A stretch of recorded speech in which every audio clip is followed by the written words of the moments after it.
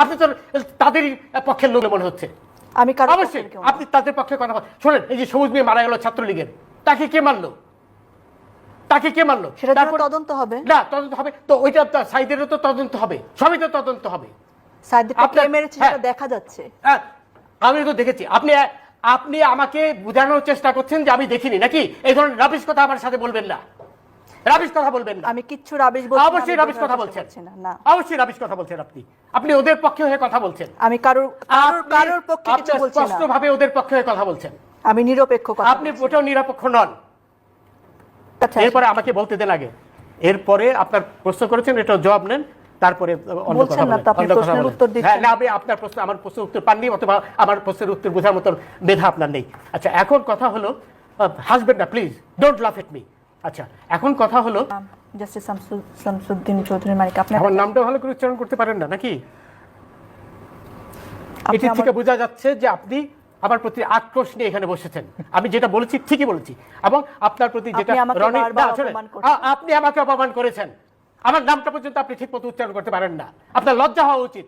এবং রনি যেটা বললো, আপনি এমন ভাব দেখাচ্ছেন যে আপনি একাই সেই টেলিভিশনটা দেখেছেন। আমি যখন বললাম আমিও দেখেছি, তারপরে আবার আপনি আমাকে বারবার উস্কানি দিচ্ছেন যে আমি দেখেছি কিনা। তার মানে আপনি একাই দেখেছেন, আর কেউ দেখেনি। শোনেন রনি, কালকে যে না উত্তেজিত হওয়ার কারণ হচ্ছেন আপনি আমাকে উত্তেজিত করছেন, মানে এমন ভাব দেখাচ্ছেন যে আপনি একাই দেখেছেন, আমি দেখিনি।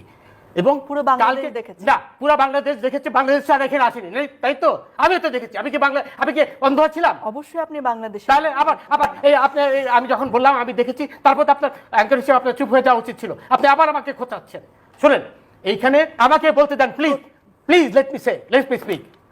আমাকে বলতে দেন। আপনি কালকে চিটাগাঙে 12 জনকে ছাদের থেকে ফেলে দিয়েছে এই শিবিরের লোকরা, সেটা আপনার কোনো খবরে আসেনি, আপনি সেই কথাটা তুললেন না। আপনি সেই একজনের কথা যারা প্রাণ দিয়েছে আপনি কি বলেছেন এই কথা যে কালকে 12 জনকে ছাদের থেকে ফেলে দিয়েছে শিবিররা? আপনি সেটা বলেননি তো, বলবেন না। আপনি তো আমাকে কিছু বলার সুযোগই দেন না। আপনি তো শুরুই করেছেন এইভাবে যে আপনি পরিষ্কারভাবে প্রমাণ করেছেন আপনি তাদেরই লোক। আমি আবার রিপিট করছি, I have no hesitation in saying that. কারণ এটা আপনি বলেন কালকে নারী হিসেবে যে মিনিমাম সম্মান দেওয়া দরকার সেটাও আপনি আমাকে সম্মান দিয়েছেন। আপনি কোনো প্রকার অসম্মান করিনি। আপনি আপনি আবার নারীর কোটা চান, আবার এখানে নারীর সম্মান চাচ্ছেন। আপনি কোটার সম্মান লিসেন টু মি। আপনি আমাকে প্রথমেই বলেছেন যে আমি দেখিনি, আপনি একাই দেখেছেন। একটি বড় অসম্মান কি হতে পারে?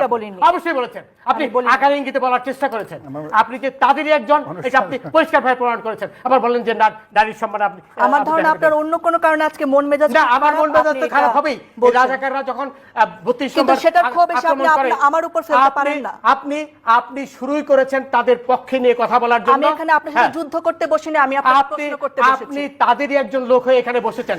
আমি কোনো প্রকার যুদ্ধ করতে, আমি এখানে নিরপেক্ষভাবে বসেছি। আপনি প্লিজ কিপ কোয়েট। আপনি এখানে অ্যাঙ্কার হিসেবে